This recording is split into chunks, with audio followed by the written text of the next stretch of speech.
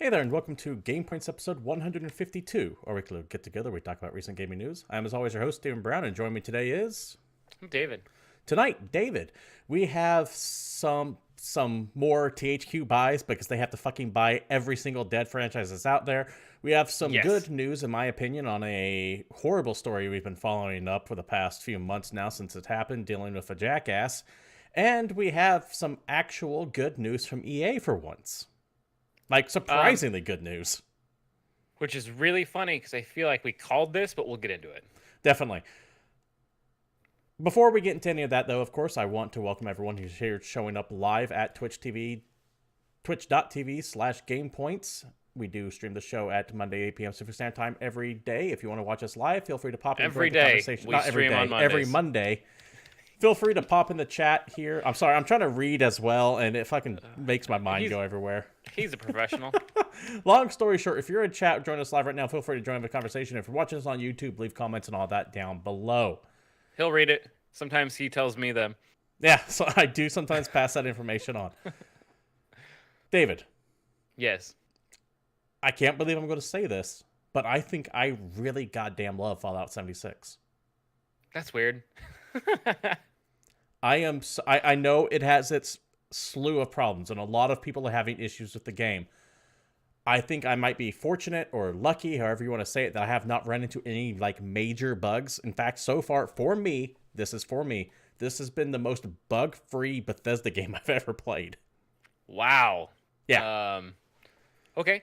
I am also playing that game. However, I did not purchase it. I received it as a gift.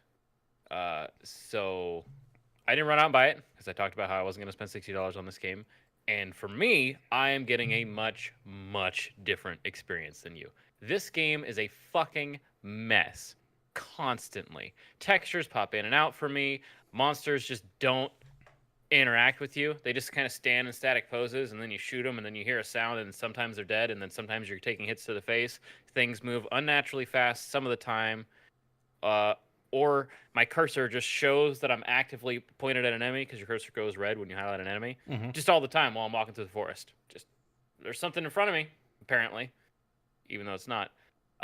And I've also had issues with logging out and losing gear.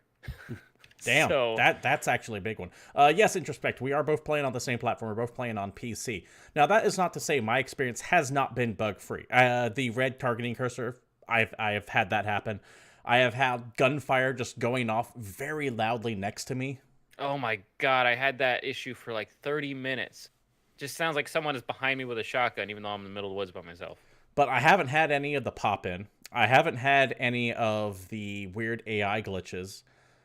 I think it's fair to say that my PC is stronger than yours. Yes, that's an understatement. So that might be a factor. Not that that's an excuse. This stuff should be spec for anything it can run on. So if it can run on a potato, it should play just fine on a potato. And they should have that minimum specs. I mean, I can run Fallout 4 modded to shit and it runs great on my computer, but that also includes all the fixes that were made by the community. Right. And a big patch did come out today, so I mean they could change things yet again. But I will admit that while I am loving the game, I know I'm in the minority. There are a lot of problems, including things specifically with the camp, it seems. There's a lot of issues with the camp system where items just fucking disappear or don't get registered or they build them and then store them and they go away forever. Technically, as far as like a technical side of things, the game is a mess. It's just for me, it's been running not flawlessly, but it's been running very well, and I am enjoying my experience with it. I think the funny thing is that you traditionally don't like multiplayer games. I kind of do. The reason I was interested in this in the first place is because like co-op Fallout sounded interesting, and you got really excited about it now that you've been playing it. And I have no interest of hopping in by myself. Unless there's people on actively that I can play with, this game won't be booted on my computer. See, I've played almost 30 hours now, about Because 25 of that on my own. yeah, it's this. I just like being with people. I like the idea of hey, let's go explore this area, let's go fight a bunch of stuff.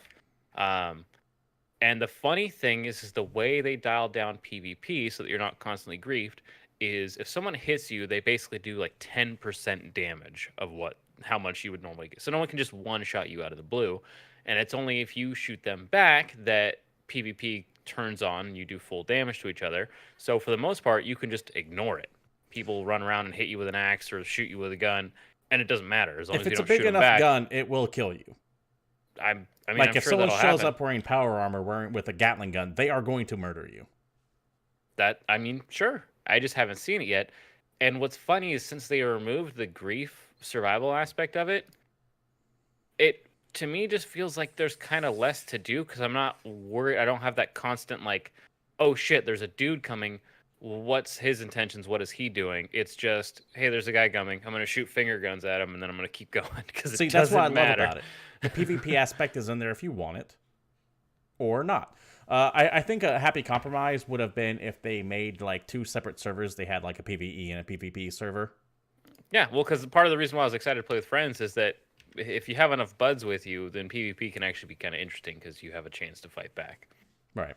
No, and from what I understand, they have hinted that in future patches they are going to start implementing things like that, like faction wars and more PvP. I'm also stuff. ridiculously early in that game, so I have no idea what it looks like later or in areas that are outside of like the intro area. So I haven't left the intro area much. I've explored a little bit north, but for the most part, I'm staying in the forest area. I think it's actually called You've been in the same spot for 30 hours? Yeah.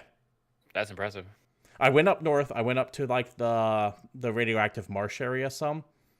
But for the most part, everything I've done has been in that green section of the map.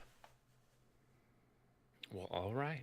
There's a lot of goddamn game here. A lot.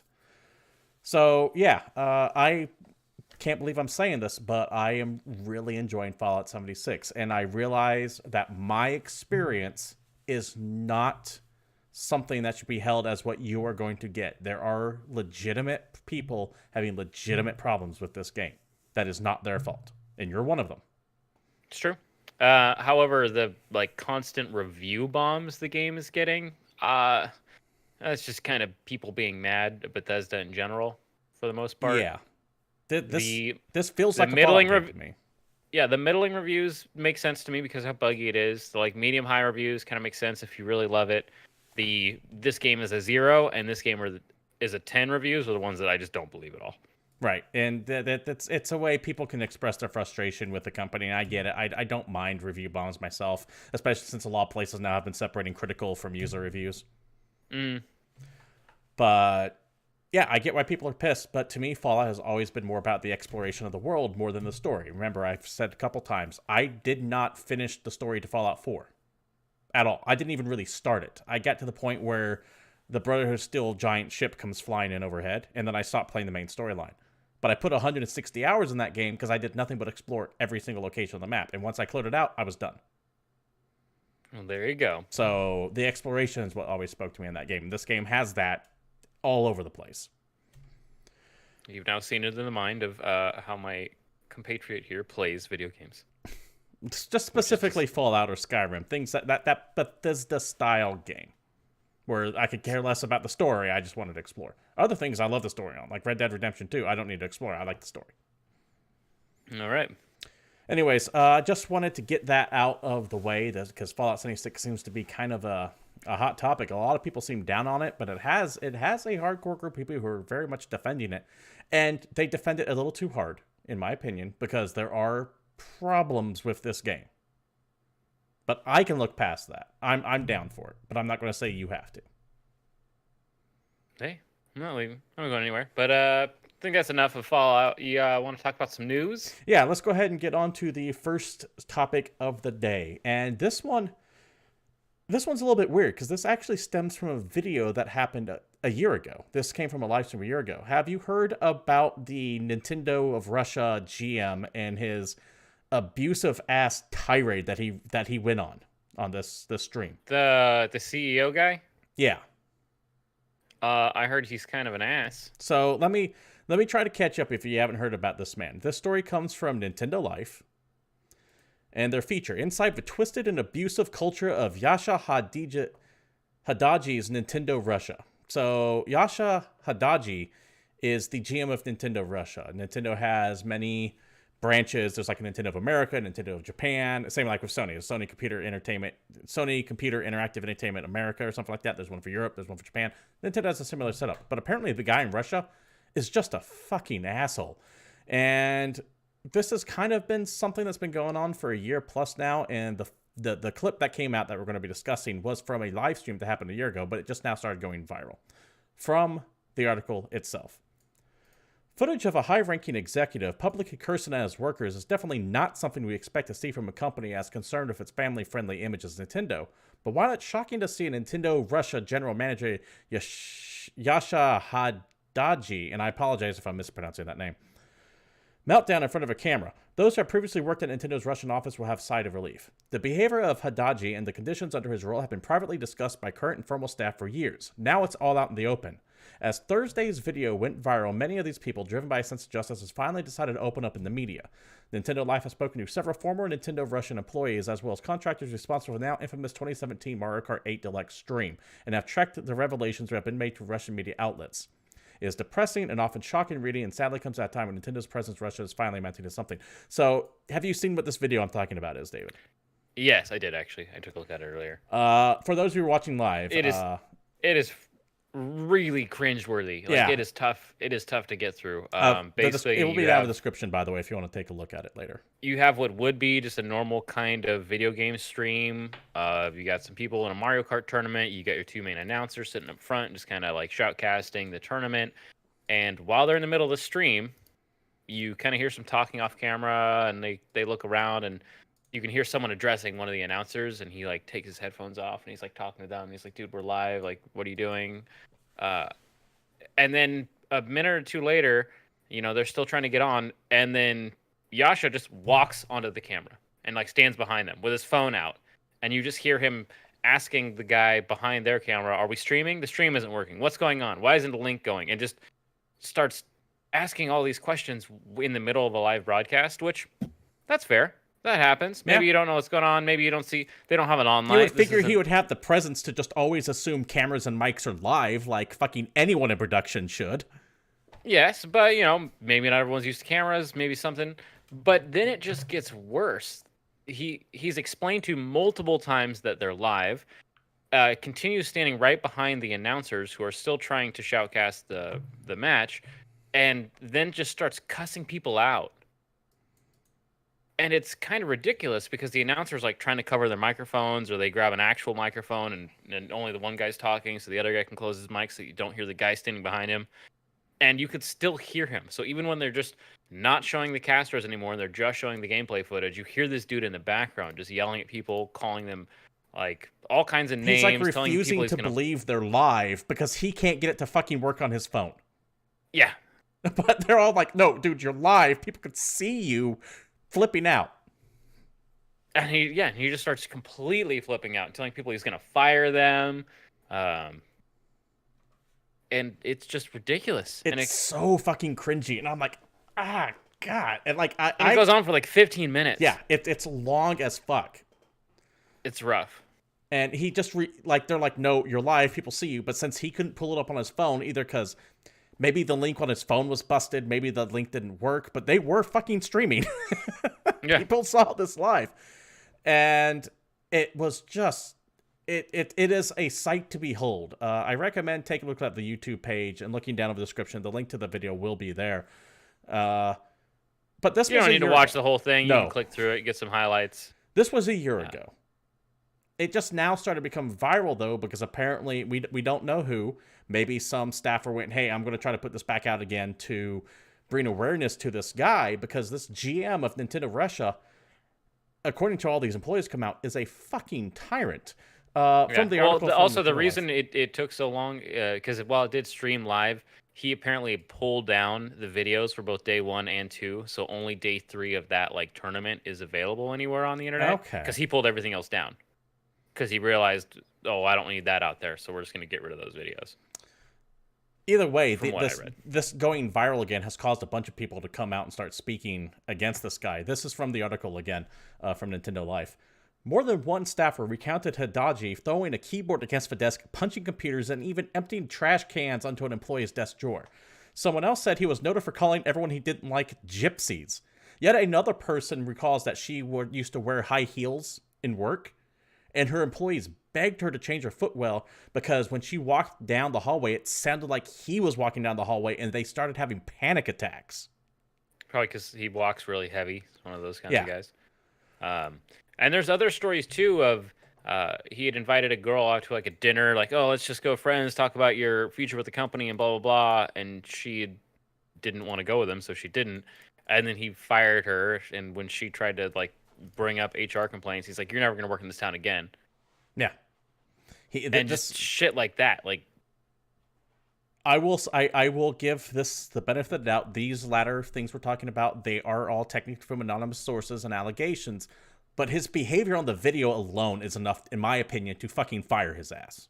well, because these aren't even people that directly work for him. No, they were contractors. The streaming crew is all contractors, and he's yelling at them. Imagine how much worse it could be behind closed doors, like with his actual employees. And people in Russia, I don't want to say people in Russia, there is a segment of the Nintendo community in Russia who have been demanding this guy go for a long time because of piss poor marketing issues and translation problems. And he also canceled any releases of the Pokemon trading card game in Russia because he just assumed that no one wanted it. And then he underordered all copies of Let's Go Eevee. And there was a quote somewhere, and I don't remember where I saw it, but he said something to the extent of Russians only care about Pikachu. Mm-hmm. And basically locked everybody into only being able to get that version of the Pokemon. Yeah, he Switch created game. an artificial demand, is what he did, which Nintendo does all the time, but he kind of went a little bit more extreme on that, it seems. Yeah. People have been calling for him to be fired for a long time. Just keep that in mind. But this is a bad look for Nintendo, especially with the guy who is this high up, apparently. This is fucked. Well, and just think of how family-friendly Nintendo is all the time. Yeah. So it's going to be interesting to see what happens. I do know that I think it was later in the Nintendo Life article. I still had that up. I'll bring it up. But apparently they did reach out for comment, and they got one person saying, there's no one here by that name. Go away. They reached out to comment again later, and someone said, oh, yeah, he can't be reached right now. Leave a message. And then they reached out again, and the third person said he has been like recalled for training or something like that. Mm-hmm. So we'll see if anything interesting shakes out from this. But goddamn, I seriously, if you want to see 15 minutes of just cringe, it's not even like overly violent. It's just awkward and cringy is the best word I can use to describe it. If you want to take a look at that, it will be in the descriptions of the YouTube link down below. Let us know what you guys think about this dude. Does he need to be fired? Are we missing something?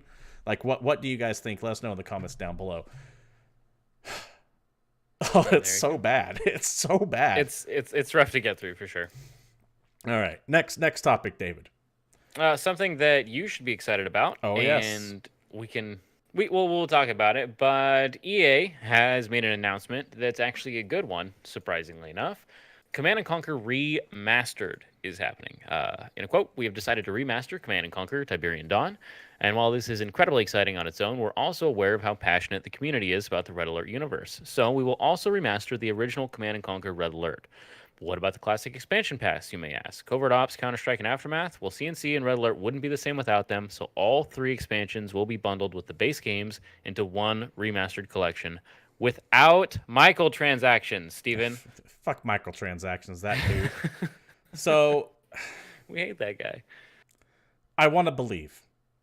You want to believe? Look at this. I want to believe. I don't necessarily...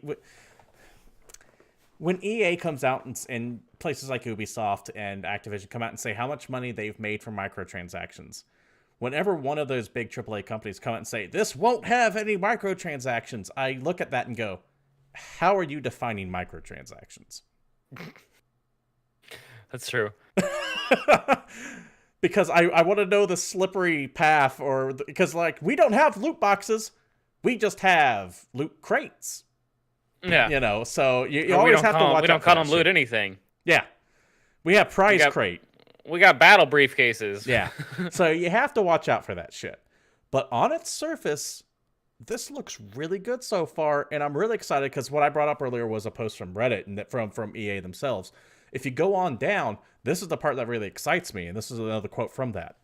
So, after years of fans asking for their involvement, I am humbled to announce that EA is going to partner with Petroglyph Games to develop the CNC Remastered Collection. Petroglyph Games includes many of the original developers from Westwood Studios and some of the most influential members of the original Command & Conquer development team from 1995. Fuck yes, I love Petroglyph. They are essentially what happened to Westwood Studios after that place closed down. They kind of formed their own company. No word on if Joseph Kukin's going to be involved in it. As we all know, he is bald man from he's Kane, but he was also heavily involved in the narrative. But if it's just a remaster, maybe don't have to involve him. But what has been confirmed, and this, oh god, I love this. What has been confirmed is that Frank Kilpacky is coming back to do the music to it. And the Command and Conquer soundtrack. The old band is back together. Yeah. The Command and Conquer soundtrack is one of the greatest video game soundtracks of all time. I dream of coming out to a stage with Hell March playing in the background. Yeah. I want that to be my theme. This is good on EA. They need a shit ton of goodwill back. I am willing to pay money for this. I'd say this is a good $20 purchase. Knowing EA, it's probably going to be $30. And probably will be Origin only. But hey, I'm willing to buy it. What's funny to me is we talked about how EA is kind of like dragging their own name for the mud the last couple of years with all the loot box controversies. They've had a bunch of bad press. And it all really kicked off with Mass Effect Andromeda, it seems. They've always had bad press, but that cycle of negativity really ramped up when Mass Effect Andromeda comes out. They have yet to recover from that. That's true, but I think we talked about it a few episodes back, or who knows, a year ago. That they were building up all this bad blood, but they were still kind of pushing back against the remasters. They hadn't quite jumped on that wagon yet. And that they were just waiting for the time when everyone was mad enough at them that they could just start announcing a bunch of remasters and just get a ton of goodwill for no reason. And this could be the start. Like, I would not be surprised to hear in 1 or 2 months that we're getting like a Mass Effect trilogy remaster or some other nonsense that they want to bring out. I'm almost convinced we are going to get a Mass Effect remaster, despite them saying that over and over again. That's not coming, but you're not going to hear anything about that until Anthem is out, because right now it is all hands on deck at BioWare with Anthem, and they don't want to take anything away from that game, because I stand firm in my belief that if Anthem does not hit EA sales targets, BioWare is fucked. They are done as a studio. For sure, I can see that. EA will close their ass down without a second thought. So EA's best play here is to hand this over to the Petroglyph guys and walk away. Yep. Here's the money you guys need for these remasters. Enjoy. You built this shit in the first place. Do what you need to do. I am going to buy this, hoping they also give me Command & Conquer Tiberian Dawn, which is Command & Conquer 2 remastered. I want Red Alert 2 remastered. Red Alert 2 being one of the greatest RTSs of all times, with the fucking giant Russian blimps of death and and the one of the bad guys from RoboCop as the president of the United States. Perfect. It's so not Red Foreman, but one of Leon Nash, the guy that gets blown up in the crane at the end. He is he also played Satan in Reaper. I'm trying to think of something that he might have been in that people might recognize him from. Yeah, I don't know. Yeah. Good luck. His name's Ray Wise. And let's not forget Command & Conquer 3 with Tim Curry as the Russian premier. That was good. But anyway, this is a thing that supposedly exists. It is in pre-production, at least according to the announcement. Hey, we're super new. We're excited to involve the fans every step of the way. Yada, yada. That also means you're not going to see this for a minute. Yeah, this will be... let's say this time next year. Probably. Why not? It'll be great. So now let's just see if they put it on Switch. I'm really curious to see if they're going to just up-res the full motion video, or if they're going to have the Choop pause to reshoot that stuff. That would be great. Because if they keep the same amount of cheese, but like they just reshoot it with the same like intensity and seriousness, that'd be pretty great. Here's the thing: if they reshoot it, it's going to be a hard sell to get anyone other than Joseph Kukin as Kane. It's going to be a real hard sell, because Kane is one of the most notable villains in gaming history. I mean, ideally, they need to have everybody back, but have them their current ages and don't explain any of it. Just leave it alone. Just let it happen. Peace through power, guys. David. Peace through power. All right. Country. Let's move on to the next topic.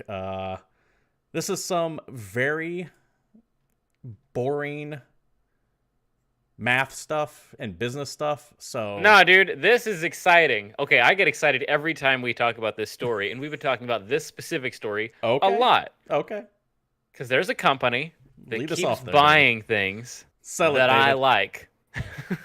All right. So you remember that little company called THQ? Yeah. Remember how they were horribly mismanaged and Yep. they did some bad shit and then they went under? Mm-hmm. And then there's that little company called Nordic who said, THQ stuff, I'll buy that for $1 or $100,000. And they bought all kinds of things. And then they merged their names, so they're THQ Nordic, and they've just been buying studios left and right. We talked about them buying the guys that did Time Splitters. They've got Deep Silver. They've got Volition. They've got all kinds of stuff. They have a shit. They have a massive stable of like They forgotten have a mid-range huge IPs. roster of teams and studios Any and game IPs that you can think and all of kinds of stuff. that if someone mentions to you and you go, "Oh yeah, I remember that game. That was all right, but never great. But it was always just all right." They own that IP now. I guarantee it. Remember the A or AA games from like 99 to 2006? They probably own it. Yeah, those games that were always $10 cheaper than everything else, and yet pretty fun, in my opinion. But they have recently acquired Bugbear Entertainment, who's the development studio behind the Demolition Derby themed racing title Wreckfest, and Coffee Stain Studios, who are the guys that did Goat Simulator, and Sanctum, which is a game I really like. I'm not gonna lie. I do want to mention real quick, it is important to note that the information we're getting come from Gamatsu, IGN, and GameIndustry.biz, so if it sounds like we're quoting something, it's from one of those 3 sources, and links will be provided down below. I just don't want people to think, oh, they're coming up with this on their own. That's true. We didn't make all this up. These are things that happened that someone else told us about. If you weren't paying attention, we're a news podcast. We go on the internet to read the news, so you don't have to. You can just watch us tell you the news. You're welcome. So what is Sanctum? I've never actually heard of this. Sanctum is a first-person shooter-styled tower defense co-op game. Okay. Where you run around, you build turrets, you have a gun, you have friends, and waves of aliens come crashing to kill your core or whatever the hell you're trying to defend in a shooter-style game like that. And it's just fun. Kind of simple. They made 2 of them. I like it. There you go. They also tweeted that they have acquired the You know, I actually own Sanctum. Logic Artists. You own Sanctum? I apparently own Sanctum. I just looked up on my Steam like, this sounds familiar. I've never played it, but I have it. Well, I like it. You should play it. I should. Anyway, yeah, Logic Artists. The guys that made the Expedition series, Expedition Viking and Expeditions Conquistador. So... And they've agreed to start development of a 3rd game. I don't know how I feel about that. I reviewed Expedition Viking for GameCritics.com, and it is one of my lowest scores I've ever assigned. I think I gave it like a 3 or a 4. It was pretty low. But it was frustrating because I loved what they tried to do with it, but it was just busted technically. Like, you couldn't... The game hard crashed on me multiple times. I was stuck in a save loop that I couldn't get past. I had to restart the game. I restarted that game no less than 4 times for the review to try to finish it, and I just could not get past a certain point. The game would always hard lock on me. So it is one of the few reviews I did where I actually never finished the game, not because I didn't have time, but just because I could not finish that game. So hearing that they bought that studio is kind of like, okay, well, maybe they can do something good now. Because I really liked what they tried to do. It just sucked. Well, one thing I'm going to bring up, because we've talked about how they're buying all these different IPs, and it looks like they're sitting on a lot of them. They're not really doing anything. They're just kind of having them to have them. They had Darkstalkers come out. They had Darkstalkers, or do you mean Darksiders? Yes, that one. And that comes out next week. If they made I'm actually waiting for code on that, so that's why. If they made a sequel to Darkstalkers, that would be a big deal. But never mind. Just wanted to make sure, because Darkstalkers and Darksiders are 2 completely different games. That's very true. My bad. They had the Guerrilla Remastered Red Faction. Which was really good. It still holds. I still love playing that today. I played that. They remastered Titan Quest. They had an expansion for Titan Quest. They put that game on Switch. So they've had some things come out. And there was an article that Joe Scrubbles wrote in late October where he actually talked to... Joe Scrubbles from IGN, by the way. Total fake name. Yeah. That's like a fake... That's like you might as well call yourself Jimmy Olsen. Why not? Because Joe Scrubbles is like a 1920s reporter name. I like it. Anyway, he talked to... I've seen him once before. He actually exists. He is a man. I just love his name. Well, he talked to THQ Nordic's like business and product development director, who is a guy who kind of influences where money goes, At least I not think I've necessarily met him all of once it. before. Could be someone else. And he had an interview where he's saying, "What are you guys doing with all this stuff? Why are you buying everything?" And the guy more or less said, "We're buying stuff we liked. It either I liked or someone in the company is that thought, hey, this is a game that I love. This is a game that had potential. This is a game that we should own because no one's doing anything with it. So why don't we have it?" And they're just not necessarily sitting on everything. They're just kind of grabbing stuff and figuring out what to do with it. Okay, does this game warrant a remaster? Can we do a remake? Can this game get a sequel? Okay, how could we make a sequel that works in the current game climate?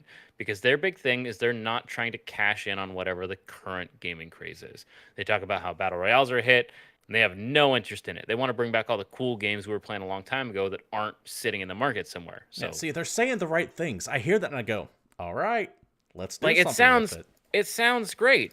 And then in a new article from IGN that came out last week sometime. It had to have been last TH week if we're talking about it on this show. That sounds good. THQ Nordic currently has 35 unannounced games in development. Now, that's something I want to ask some definition. Much like, what's the definition of microtransaction for you guys at EA? I want to know what THQ defines as in development. So are we talking, we have some concept art and we talked about it, or are they actively working on code for these games? And that's a great question. But during a quarter three financial report on November 14th, the THQ Nordic founder and CEO Lars Wingfors shared that 55 total games were being produced by the end of the most recent quarter, of which only 20 have been announced or revealed. And then they bought up a bunch of other developers. So it's interesting because they're buying all this stuff, and it sounds like they're at least in pre-production on a shit ton of titles. And for me, it's not that they're just one team working on all these games, because they're buying all kinds of shit, but they're also buying teams. They're buying. I want to know how many stuff. people are employed by these guys at the moment, because they have a shit ton of studios right now too. Yeah, they have a ridiculous amount of studios, and it seems like they're the guys that are just trying to be the publisher for all the A-quality games that just don't get any love anymore, because there's the indie games sitting there at like $10, $15, $20, and then there's the AAA $60 to $80 to $100 games, and kind of gone right now is that $29.99, that middle $39 market game.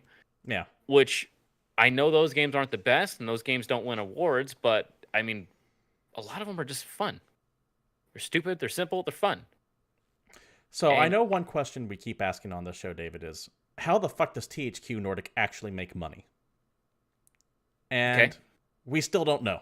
But they apparently make a fuck ton of it. Because the last bit of this story, and this came from GameIndustry.biz, the last part of the story is that THQ's Nordic net sales are up 1,403% to 139.5 million. Fucking ridiculous. Their sales are up 1,400%. From the article. For the 3 months ended in September 30th, the publisher reported net sales of just shy of 140 million, a staggering year-on-year increase of 1,400 over the 9.3 million reported for the same period in 2017. Let me pause here. That means that in 2017 they made 9.3 million, and they had all this money to keep buying up all these studios and IPs. That means these IPs were going at like for a song. Yeah. Like we're talking like I wouldn't be surprised if it was like 10 grand for a couple of them. Going back to the article. We got to talk about the fact that they went from we make about $10 million a year to we make about $140 million. That's impressive. Whatever they're doing is clearly working for them. The reason for this growth is THQ's acquisition of Koch Media and Deep Silver earlier this year, effectively doubling the publisher's potential revenues. But even without Deep Silver, THQ's Nordic's own titles would have driven sales up by 47% year-on-year to 13.6 million, which is still fucking impressive at 50% increase. The launch of Titan Quest and Red Faction Guerrilla Remastered, both re-releases of hits and previous incarnation of THQ, were highlighted as particular successes, as was This Is the Police 2. Thank fucking Christ Red Faction did well. Give me Red Faction Guerrilla 2. That's all I want from THQ right now. And maybe Summoner 3. And Free Space 3, since you guys might have bought up the entire Volition catalog. Can we just talk about how much I wish I had bought in THQ Nordic stock this time last year? Oh, Jesus Christ. Like, seriously. Oh my god, it's Who would have thought? Because I kept seeing them buying shit. I was like, okay, do something with it. Do something with it. But apparently they were just buying. I know they're buying shit for fire sale prices, but apparently these are real. I want to know how cheap some of this stuff is going. Like, I want to know how much they paid for the Red Faction license. How much did you pay for Destroy All Humans? How much did you pay to buy Bugbear Entertainment? A couple $100,000? $1 million? Like, what are we talking here? But yeah, good on THQ Nordic. They're making money. I still don't know how, but they are making a shit ton of money. I'm really afraid that's going to come out like they've just been cooking the books and this is one giant Ponzi scheme. I hope not. I hope that they just have like their own conference that pops up at some point and says, dude, this is coming out, this is coming out, this is coming out, this is coming out. We are a major publisher now. What's up? 35 unannounced titles. They could hold their own conference. Yeah. That's huge. I wouldn't be surprised to see them present some stuff at the Game Awards. THQ stuff seems rife to be presented at the Game Awards for some new IP. But see, they're also in this great spot where we don't really know what they're working on at all because they own so many different 35 IPs. Projects sounds amazing, but they own like 120 of them now. Yeah, it's hard to even speculate on what they could be working on, which means that they're in a sweet spot of we don't know. They're not Activision, they're not EA. We're not going, okay, this is when they're going to announce the next Battlefield. This is when they're going to announce the next Call of Duty. This is when they're going to announce the next Assassin's Creed. We don't know what the hell is going on, but at any point they could be like, by the way, here's a new Saints Row game and it comes out in 2 weeks because who knows? Yeah. They have that option and it's amazing. And I know you like to shut me down on this and that I shouldn't get too excited. And I get that this could very much burn me because these 35 games could all be complete vaporware or they could be mobile titles or it could be the worst thing ever. But right now, until they prove me wrong, I want to believe. And I feel like the gaming industry does too. So, since they actually are starting to release things like Red Faction Remastered Edition, and yes, they are still remasters, but they're actually doing something with this stuff now, I'm a little bit more willing to believe now as well. And you love that Remastered Edition. I loved it. But Red Faction, to be fair, Red Faction Guerrilla is one of my favorite open world games of all time. I love that game. I did get hands-on for a little while with Biomutant, that like actually new game that they're working on. I keep forgetting that game exists. I get it confused with Mutant Year Zero. Yeah, and that game is more fun than it deserved to be. At least in the beta build that I played at PAX. The biggest problem I have with that game, admittedly, I know almost nothing about it, but I saw the font on that title and went, "You asshole! You're ripping off Horizon Zero Dawn. Fuck off." Yep. that bothered me so much it kind of killed my interest in the game. But you play as a mouse rabbit thing, and you can customize your character, and it's kind of fun because you shoot guns and stuff. Anyways, it's not what you think it is. Let us know what you guys think down below about this THQ Nordic thing. If you think they might be the middle market savior, or if it's just a fucking ticking time bomb waiting to explode in bankruptcy. As we move on to the next topic here, and this actually puts a smile on my face, despite it being about a very serious topic. The source is Variety. Accused serial swatter pleads guilty to 51 charges, faces 20 to 25 years in prison. Now, we have talked about this douchebag off and on since this incident happened. Long story short, to sum up, jackass swats someone, police show up to a house, kill the man there. Yep. Fuck guy this opens the door, has no idea what's going on, gets shot. Yeah, because it was the wrong house they swatted him. He swatted. Yeah, this guy took an agreement from somebody else on the internet who was playing Call of Duty or some shit and got into an argument and said, "I'm going to swat you," and sent an address to this dumbass who then, made a fake police report and had the police sent to this house under very serious conditions, who basically there's a guy that opened the door and died for it. Yeah, he was arrested. He was put on. Yeah, it's fucking up. It's fucked up. The shittiest part was, like, when he was originally arrested, he had no remorse on him. I didn't do nothing. It was the police. Fuck you. Anyways, His trial has ended. He is now up to the sentencing part, and it sounds like he is going to weigh. This is from the article itself. A California man is accused of calling in a swatting request that led to the fatal police shooting of a Kansas resident pled guilty this week. The deal with the prosecution will send him to prison for 20 to 25 years if the judge accepts it. He previously pled not guilty in Kansas, AP reports. So this is the plea deal that he got, was 20 to 25 years. This is him going, all right, I'll take this. That's if the judge accepts it, though. The judge could throw that out and go, no, I am going He to could try hit you him for with what-" the book. Yeah, Yeah. he could get harder of a sentence, or lighter, but usually not. The plea agreement includes 51 charges, including federal crimes filed in California of District of Columbia. Sentence is currently set for January 30th, following a separate trial, which is scheduled for January 7th. This man is fucking garbage, and I am so goddamn glad to see him potentially still, but very likely, going away for a long time. Not just probation, not just jail for a year or two. He is going to get sent to federal pound-you-in-the-ass prison for 25 years. Unnecessary Office Space reference, but okay. No Office Space reference is unnecessary, my friend. All right. Well, we've talked about multiple times how we think this guy is a total dick and that he needed to get a proper punishment for his crimes. And it seems like the justice system has made a decision for him. Yeah. So there you go. With any luck, unfortunately, this doesn't really do anything to bring back the guy that got shot. no. And I don't really know if the police responders have had any additional training or if anyone else is having a larger conversation regarding swatting. Hopefully that's happening where it needs to. I've heard of like the Seattle police having a hotline you can call where if you think you're going to be swatted, stuff like that, so you can have your name on file. I've heard of streamers actually contacting their local police department just to say, hey, I do this for a living. I'm online all the time. If you get a call, it might just be a fan or someone who doesn't like me just going off on some bullshit. And so some people are trying to take it in their own hands. But I think there's a much bigger conversation here that needs to be had. But at least for now, we don't have to worry about this guy. With any luck, the last time we hear about him is come January 30th when we find out exactly what his sentence is, in which case then we can just fucking lock him up and throw away the key and use this as an example as not to do this because this is why. We'll go back to our mantra. Don't be an asshole on the internet. Yep. And we'll be good with you. Sounds good. There you go. Next topic, Dave, why don't you go ahead and lead us off on this one? Well, this one is some good news. We can talk about there's an update on the final season of Telltale's The Walking Dead.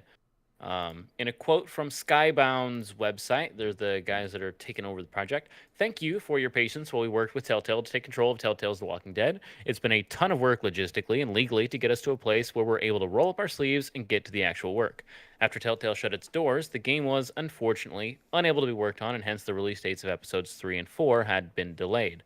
But we're excited to let you know that many of the talented, passionate team members who originally worked on the game are resuming development efforts today. Awesome. Soon we will be announcing release dates for the 2 remaining episodes. It's likely the previous seasons of the game may be unavailable to purchase for a few days after we transition, but don't panic. We'll have everything back online ASAP. And if you've already purchased Season 4, you won't have to pay again. Future episodes will be available to download as soon as they're released via your original point of purchase. Look Awesome at that, they're man. Bringing back original team members. That's great.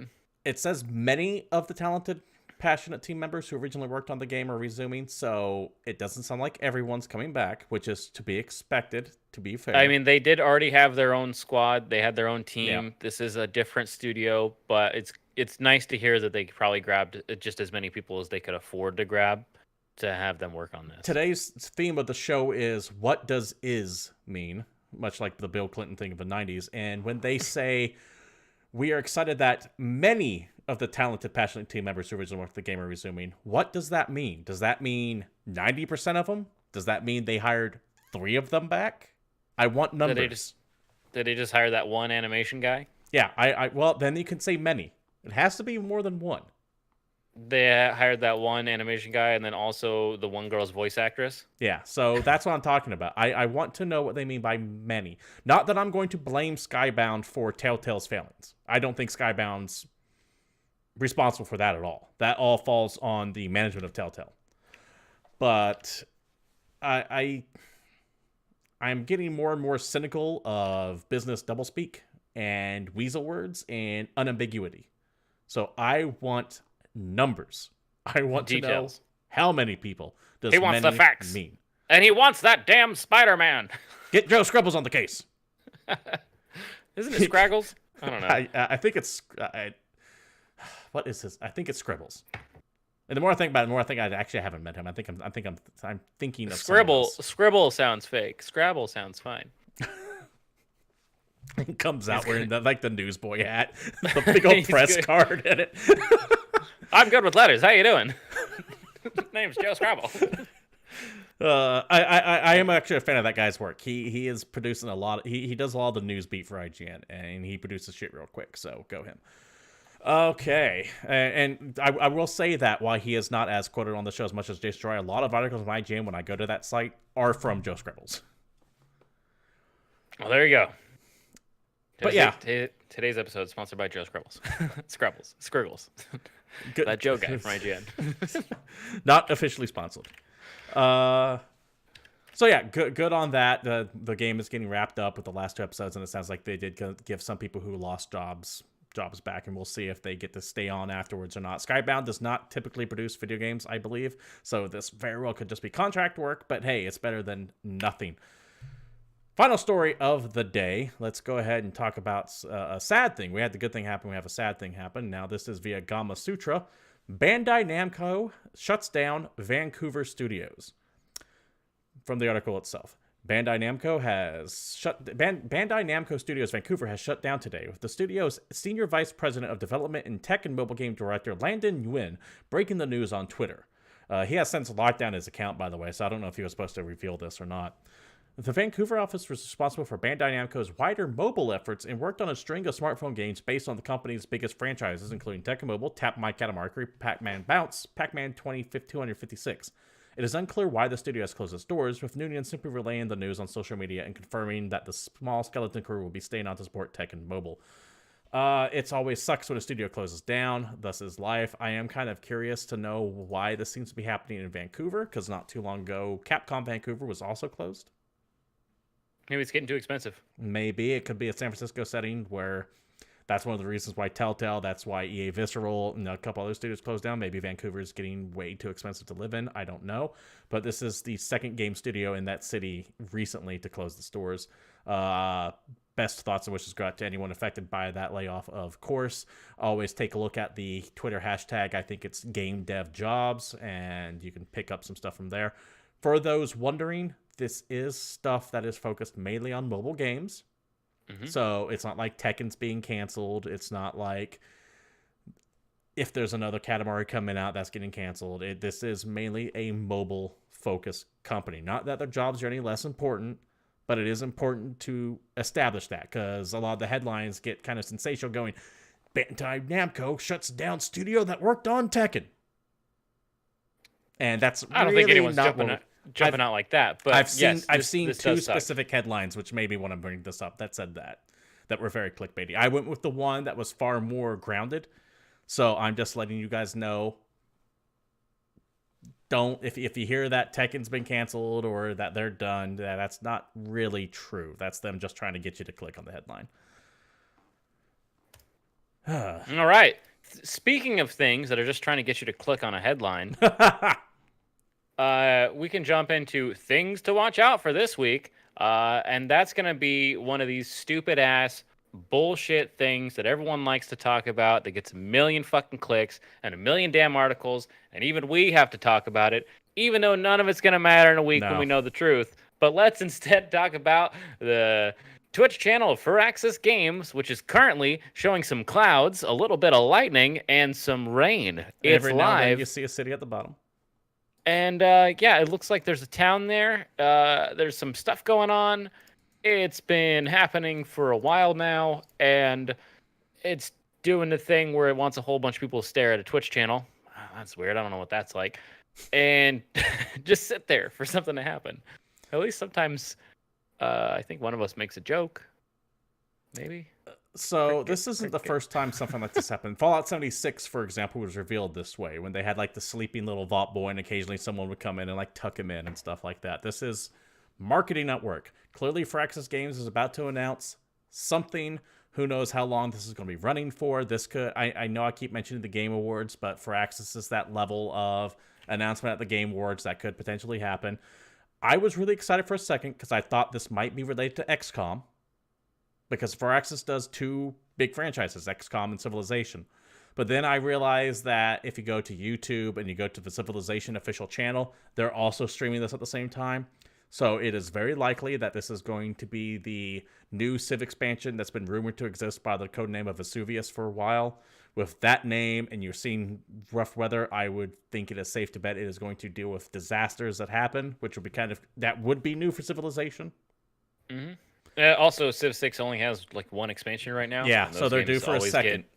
At least 2, if not 3. So, dollars to notice, this is for the new Civ expansion. Remember, Civilization starts off as almost a finished game and becomes an amazing game by the time the last expansion is out. That's true. Also, Civ 6 is available now on Nintendo Switch. Not paid. Not an ad. David. Yeah, but if I keep saying stuff like that, maybe someone will give me money for it. Why? You're giving it away for free. Why buy the cow when you sell its milk for free? Oh, I totally missed that. My bad. David, we don't know what this is for sure. This could be fucking a brand new IP for all we know, but we're not going to know for a while. This could be XCOM Mobile. You know, XCOM actually is on phones, and it's a decent port. It's not a great port, but it is decent. Either way, this won't be revealed until later this week or later next month. It's not any time right now. If I wanted something to play as we try to find out what the fuck this video is, what could I play this week? Oh, there's a couple things. Like 2 of them are probably good, but we'll get there. We have a couple things. At Chung, Cthulhu Tactics is a game that came out a while ago on PC. I don't fucking care. It's German. It's German, motherfucker. Come on. So's your face. Anyway, this is turn-based about 40% strategy. of it is, yes. This is a turn-based strategy RPG game that came out a minute ago on PC. And I'm sorry. Let me pause you again.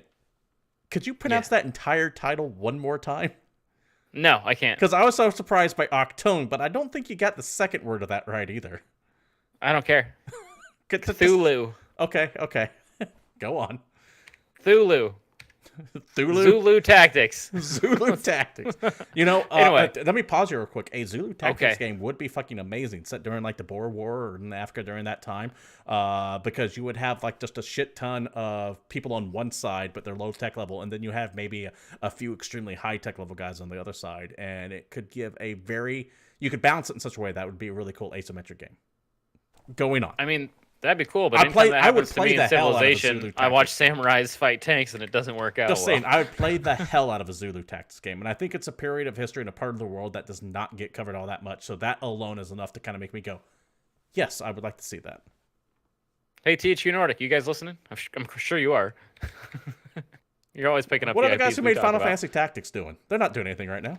I'm sure they're not. Could you imagine a Square Enix take on the fucking Boer War? No, I couldn't, because that's not just another sequel to a game they already have with a stupid-ass name attached. Anyway, there's this damn tactics game that pretends to be kind of XCOM-y, but it's far more linear. You fight immortal, evil, Nazi nonsense. I don't know. It's got, like, mixed reviews. It looks kind of interesting. If you're a super turn-based strategy fan and you can't get enough, it might be good for you. I don't know that it's going to be great unless you're into the whole like Lovecraftian style game or narrative. I don't know if you get a lot from this if you're not into that stuff. But we also have coming out this week Battlefield 5 for the 3rd time. Yeah, it's pretty great because if you didn't pay extra, you'll get it late.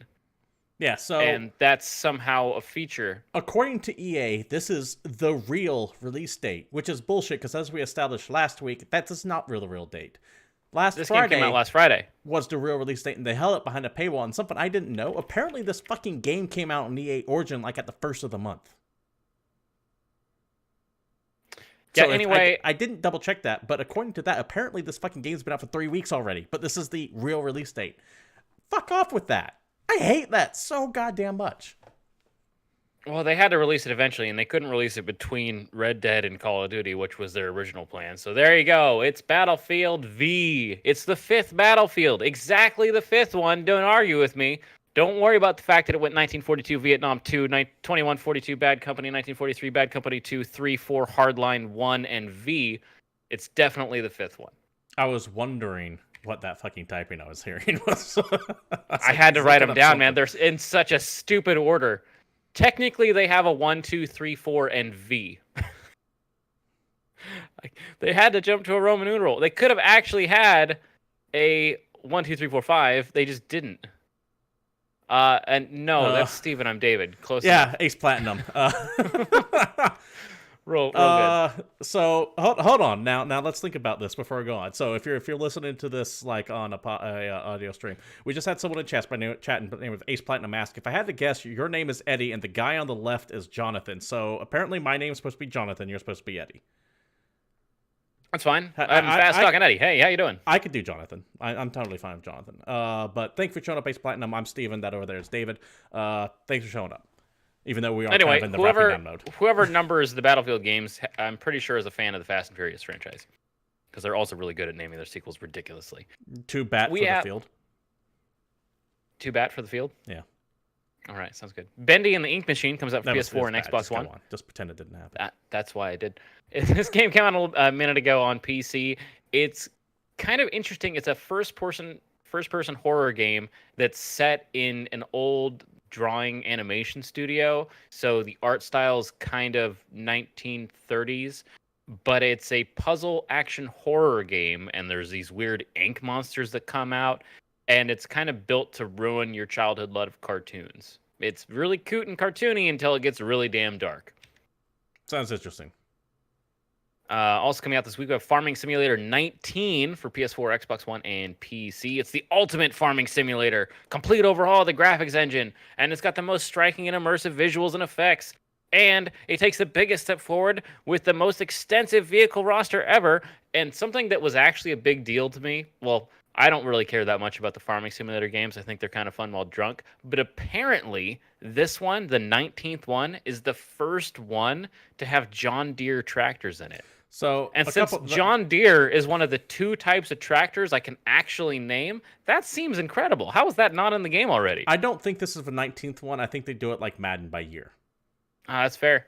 I mean, I feel like I talk about these games constantly, but they have like this hardcore following. One of the people that I follow on Twitch all the time, by the name of Simcopter1, he was playing this last night. He loves the goddamn farming sim games. You know, I stood on the background and I'm watching him fucking harvest his wheat and driving his goddamn truck around. I'm like, okay, I can see the appeal here. Yeah. Also, this one has horses. Look at that. You get horses. We have Flashback coming out to PS4. It's a cinematic platformer that was originally released in 1991. 92. That was similar to the old Prince of Persia game and the old Another World game.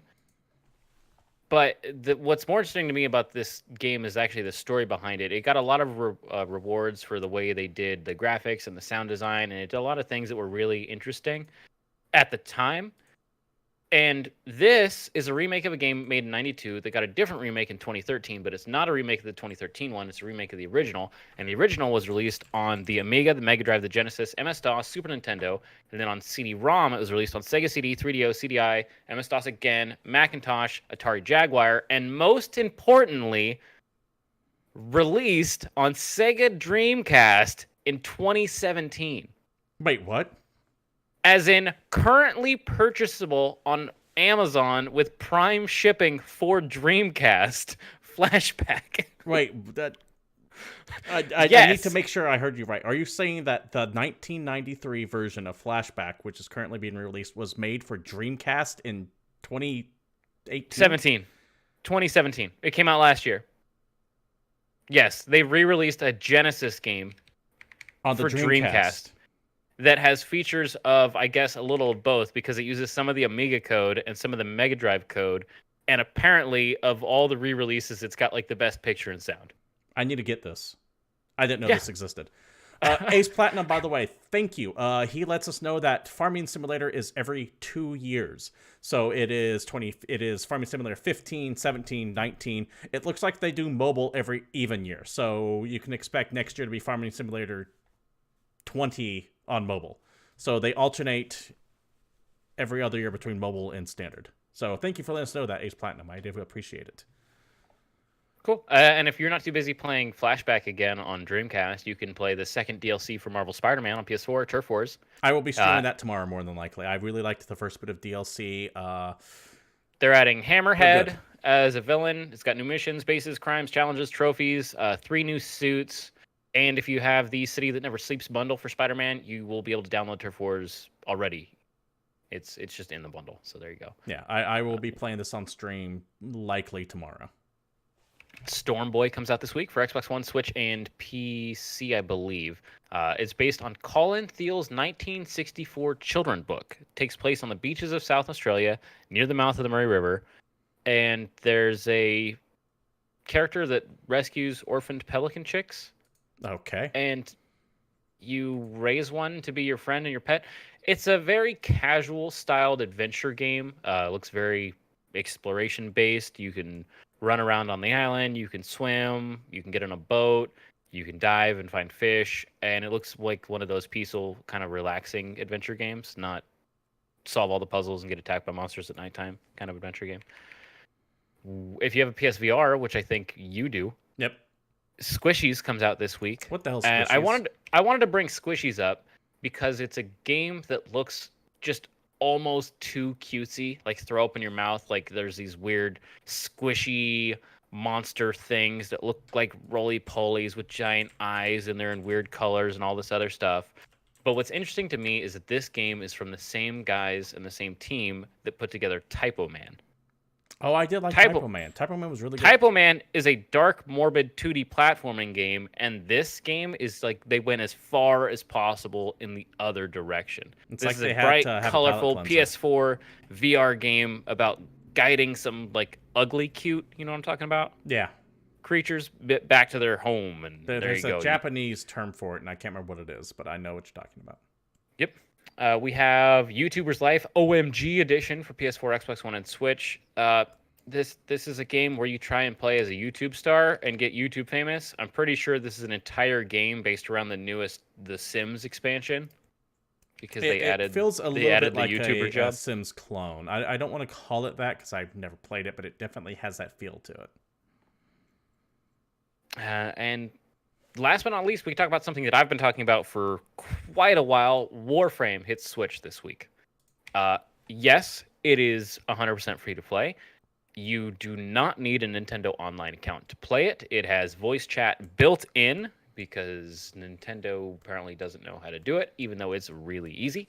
And it is going to be fixed in 720p at 30 FPS in both docked and undocked. I've heard of some hiccups if you get super late game and do all kinds of crazy abilities at once in undocked mode. And from what I understand, you can copy your account from the other versions of the game into the Nintendo Switch. However, the Switch version is going to be the summer patch, so it's not the current patch, so it is going to be behind. It won't have the newest expansion. It won't have the newest open world. If you pay attention to Warframe at all, they just had this big giant content patch come out, and this will be a little behind. From what I understand, once you copy your save over and start playing on the Switch, the accounts are completely separate. There's no crossplay. They're trying to work that out, but it's not anywhere close to happening right now. So you can copy your save and continue it, but they're totally separate. You can't then take your progress from Switch over to PC. It's like you have 2 copies of the same character going in different directions. It's still something I wish Diablo on the Switch would do. Yeah, still better than what Diablo did. There you go. Not that that's a bad game either, but I believe that wraps things up, David. Thank you for letting us know what comes out this week, and that wraps up the show itself. Oh no, dude, we gotta address a question. Oh. Coming from chat, we have to mention our favorite fast food and soda. Five Guys Dr. Pepper. Five Guys Dr. Pepper. Is Five Guys technically fast food? Oh yeah. Oh well, then I can say Freebirds, which is a burrito chain in California. California. I'd say that's that I good. like. Soda, man, that's tough. It's been a while. Probably Mountain Dew Livewire, even though I haven't had one in like 8 years. Fair enough. But I do like me some orange soda, and that's the only one I can think of that had caffeine in it.